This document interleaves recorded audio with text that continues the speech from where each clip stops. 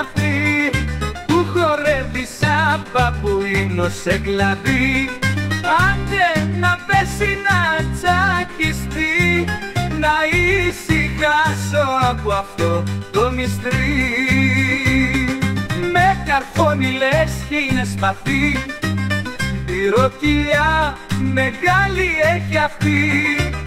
Χορεύει σαν τσαρλατάνο στο κελί και κάνει σβούρες σαν χοντρή. Ανεβαίνει στο πεζούλι και το ραγίζει με μιας λέει ότι είναι μικρή. Και έχει τσαρλατανιστική μορφή, χορεύει σαν το μπουβάλι, μόνο που εκείνη τρώει. Το τηλέφωνο χτυπάει, είναι αυτή, τρέξε έρχεται να μας φάει.